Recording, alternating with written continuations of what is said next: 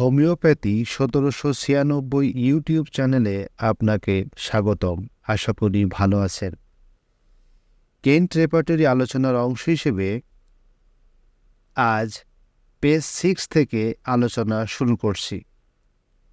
গুরুত্বপূর্ণ রুব্রিক্স বা সিমটমসের এগেনস্টে কি কি ওষুধ সর্বাধিক ব্যবহৃত সেই সম্পর্কিত আলোচনা হবে।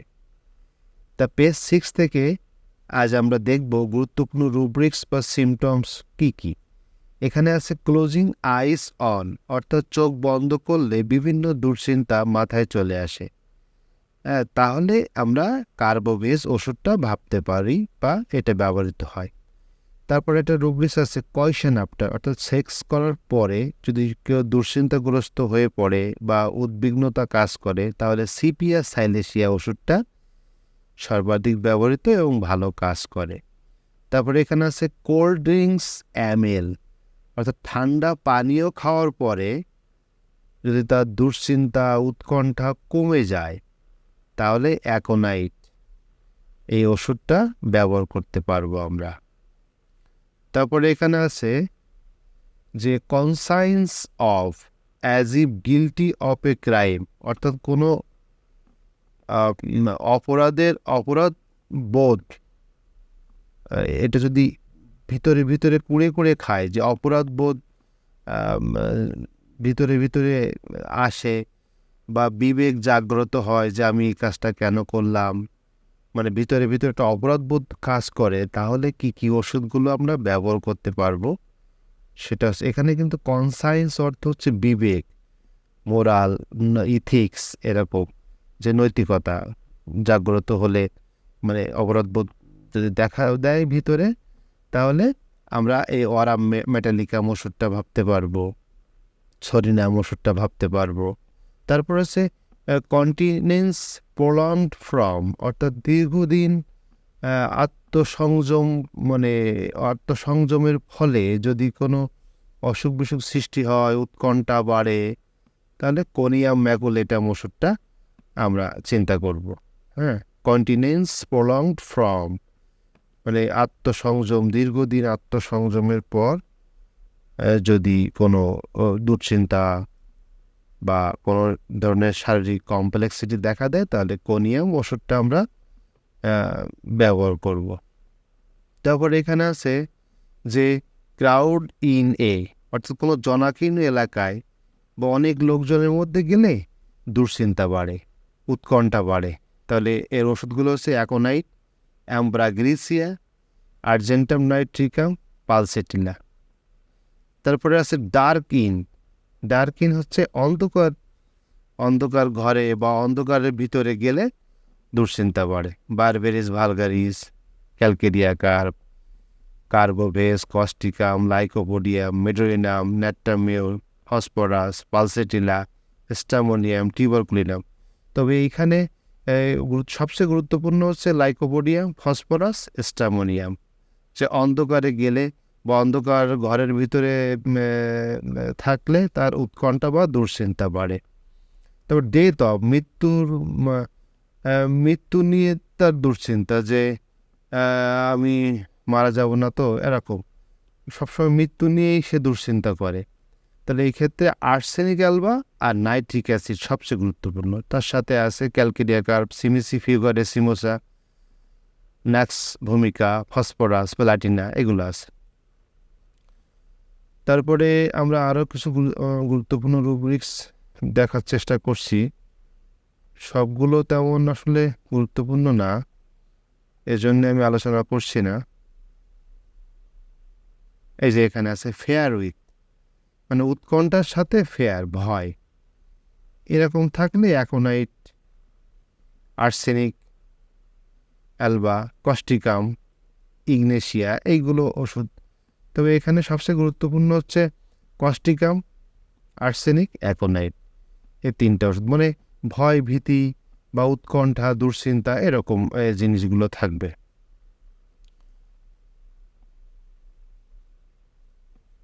এই 6 নম্বর পেজে এইটুকুই যথেষ্ট, আর কোনো গুরুত্বপূর্ণ রুব্রিক্স তেমন নেই। তারপরে 7 নম্বর পেজে আমরা দেখি 7 নম্বর পেজে এই যে ফিউচার অ্যাবাউট, ভবিষ্যৎ নিয়ে দুশ্চিন্তা করে। তা ক্যালকেরিয়া কার্ভ, এই সিমটমসটা ক্যালকেরিয়া কার্ভে আছে, মানে সে সবসময় ভবিষ্যৎ নিয়ে ভাবে, দুশ্চিন্তা করে। তো এই সিমটমসটা আমরা ক্যালকেরিয়া কার্ভের মধ্যে দেখতে পাই। তারপরে হেলথ অ্যাবাউট, স্বাস্থ্য নিয়ে, যে স্বাস্থ্যের সুস্থতা নিয়ে চিন্তা করে। হ্যাঁ, তো স্বাস্থ্য নিয়ে দুশ্চিন্তাগ্রস্ত বা উৎকণ্ঠায় থাকে এই ওষুধগুলোয়, যে argentum nitricum, arsenic alba, causticum, ক্যালিয়ার্স, মেডোরিনাম, নাইট্রিক অ্যাসিড, ফসফরাস। তো এখানে সবচেয়ে গুরুত্বপূর্ণ হচ্ছে nitric acid, causticum, medorrhinum, phosphorus. এগুলো স্বাস্থ্য নিয়ে, ওষুধগুলোই স্বাস্থ্য নিয়ে খুবই দুশ্চিন্তা করে পেশেন্ট। তাই রোগী যখন এরকম লক্ষণ পাবো আমরা এই ওষুধগুলো ভাবতে পারি। তারপর এখানে আমরা জানি পালসেটিলার সবসময় খোলামেলা হাওয়া পছন্দ করে। হ্যাঁ, তাই এখানে বলছে যে hot air as if in, যে গরম বায়ু যেখানে থাকে বা এয়ারটা, বাতাসটা যেখানে একটু গরম উষ্ণ, ওইখানে গেলে এই পালসেটিলার পেশেন্টদের উৎকণ্ঠা, দুশ্চিন্তা এসবগুলো বাড়ে, তারা শারীরিক অস্বস্তি বোধ করে। তাই এটা, এই লক্ষণটা এরকমই হবে। তারপরে আছে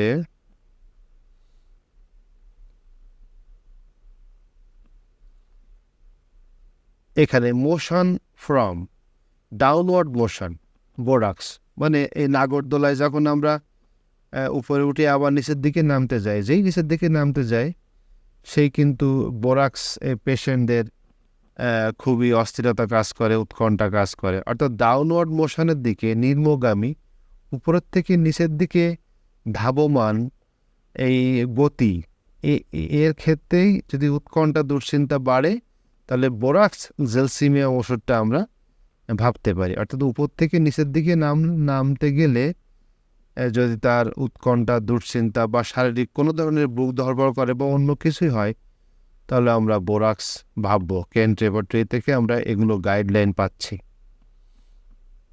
নয়েজ ফ্রম, অর্থাৎ অনেক শব্দের মধ্যে গেলে, যেমন খুব হাই বেজে গান বাজছে বা খুবই ব্যাপক সাউন্ড শব্দের মধ্যে গেলে যদি তার দুশ্চিন্তা, উৎকণ্ঠা এসবগুলো বাড়ে বা শারীরিক অস্বস্তি লাগে, তাহলে আমরা অ্যাসারাম ওষুধটা ভাবতে পারি, সাইলেশিয়া ভাবতে পারি, থেরিডিয়ান ভাবতে পারি, এগুলো ভাবতে পারি। আদার্স ফ্রম, এটা তেমন, আদার্স ফর এটা তেমন গুরুত্বপূর্ণ না। এখানে আসলে রুব্রিক্সগুলো অত বেশি, যেগুলো ইম্পর্টেন্ট সেগুলো আলোচনা করছে। এখানে একটা জিনিস, রাইডিং হোয়াইল ডাউন হিল, অর্থাৎ মানে নিচের দিকে নামতে গেলে দুশ্চিন্তা, উৎকণ্ঠা বাড়ে, এই যে বোরাক্স এখানে কিন্তু এখানেও আছে।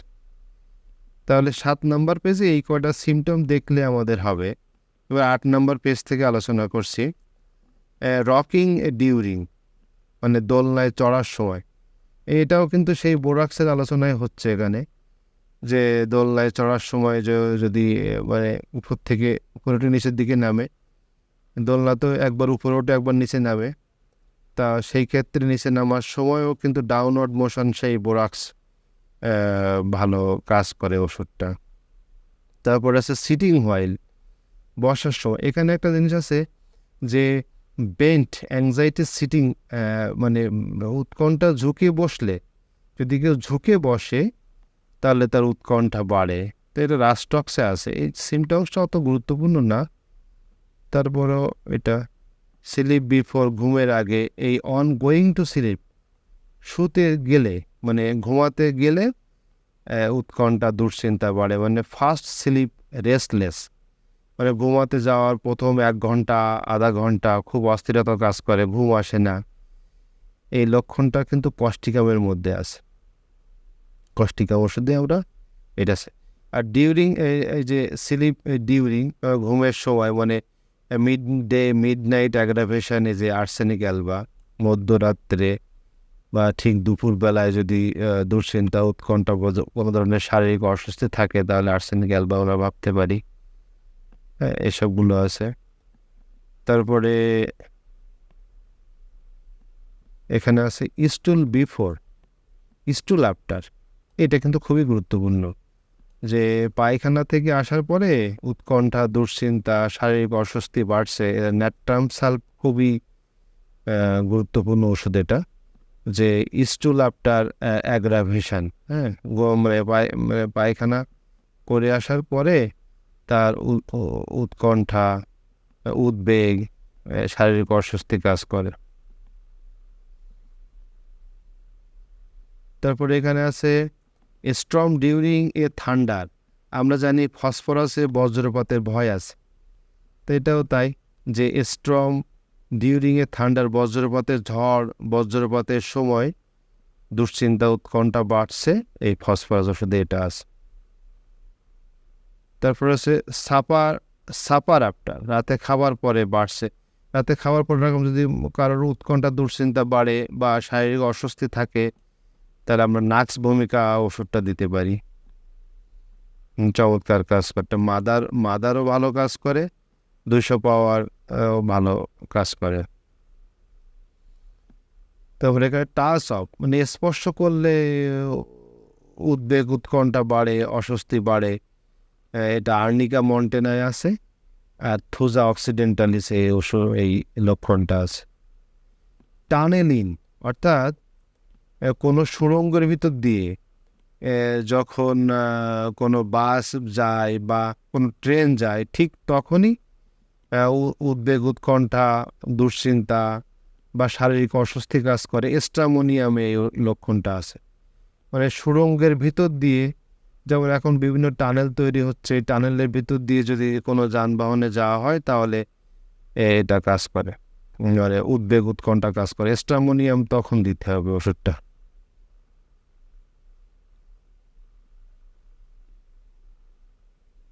তা 8 পেজ পর্যন্ত আজ রাখছি। এই ভিডিও থেকে আপনি যদি বিন্দুমাত্র উপকৃত হন, তাহলে আশা করব চ্যানেলটি সাবস্ক্রাইব করে লাইক, কমেন্ট এবং শেয়ারের মাধ্যমে হোমিওপ্যাথির মান উন্নয়নে অবদান রাখবেন। আপনার ভালো হোক। ধন্যবাদ।